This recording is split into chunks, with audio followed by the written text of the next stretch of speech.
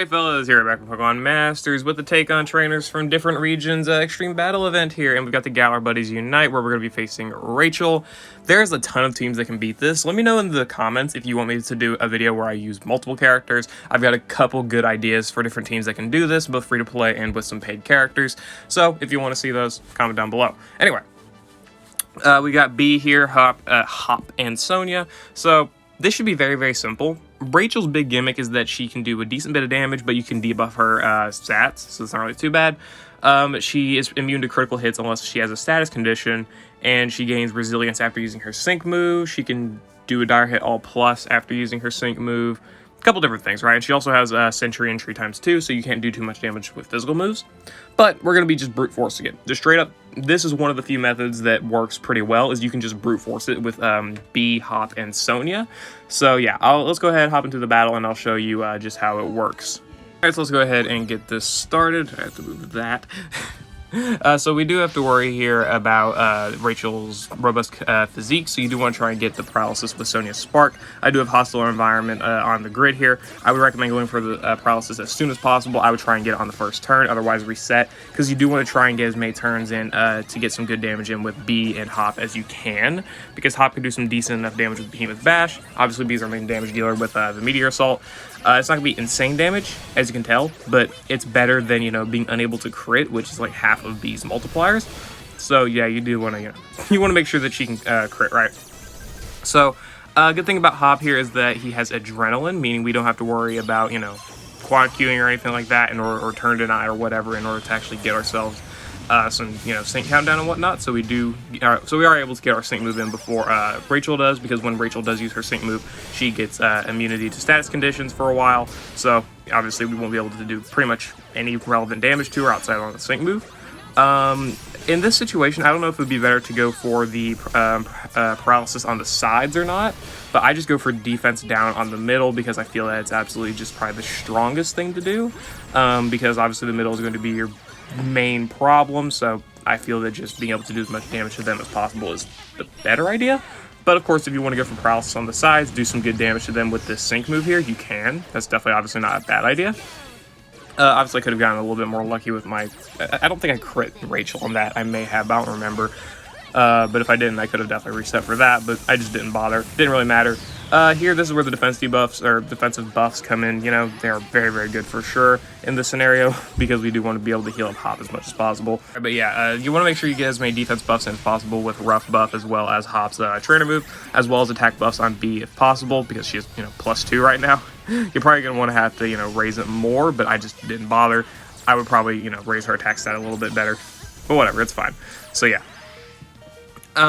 Here again, we can't do any crits to them, so it's a big issue with that. But at least in this ability here, we're able to do some good damage and KO that's the middle there whenever they're about to use their move. So we get some turn denial in there, which is definitely very, very nice. Potion NPR, you probably don't have to worry about too much, but if you do want to make sure everyone stays healthy, you definitely can rely on it. But I don't think it's going to be super necessary, but of course I could be wrong, right? So we go ahead and go for the Meteor Assaults here, and we're pretty much just waiting to get to B's second sync move before we can, really KO them, right? So yeah, we don't really require the paralysis on them, but it would obviously help a lot for sure. We go ahead and go for double edge KO Hop, but it doesn't really matter, because we're able to do good enough damage here to almost KO the sides here. Pretty sure this, we use the same move with Sonia for the support EX, as well as just, KOing that abominable there. Probably would have been better just go for B sync move, but it doesn't really matter, really, not at all. So yeah, we got the paralysis, not that really matters, since they would die to any move anyway, and Meteor Assault KOs them easily. So this is pretty much just the brute force method, kind of, brain dead in a sense. It doesn't really require too much thinking about it. You just kind of spam Meteor Assault, buff attack and defense when necessary, heal when necessary. Make sure they're paralyzed with Sonia's Spark. It's not difficult, right? So yeah, there was that. Let's go ahead and look at the grids and just do a little bit of discussion. Yeah, this is not a difficult battle, really. You can brute force it with the team that I used here. Here are the grids, by the way.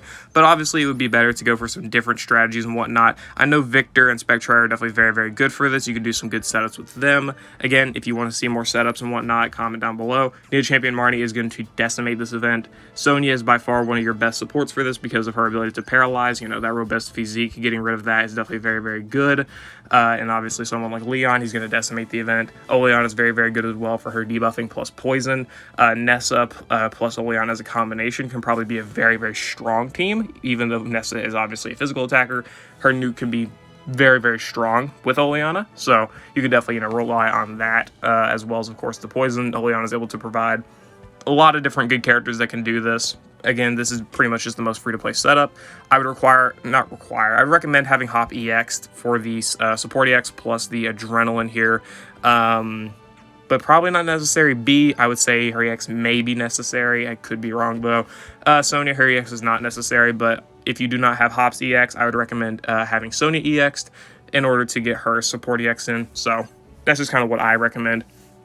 And I would also try and recommend getting some, probably Adrenaline lucky skills for probably Sonya or whoever your support EX is going to be in this battle. In my case, it was Hop, so I didn't have to get the lucky skill. But if your support EX is Sonya, I'd probably get Adrenaline just so you can get that sync countdown in, crit with B on your sync move, and, win and whatnot, right? Overall, you got to have them status conditioned for them to take any damage. You got to have to worry about that sentry injury ×2, though you can brute force it if need be, as you've seen. And you also got to worry about, potentially debuffing their stats depending on who you use. Yeah, and fire weakness.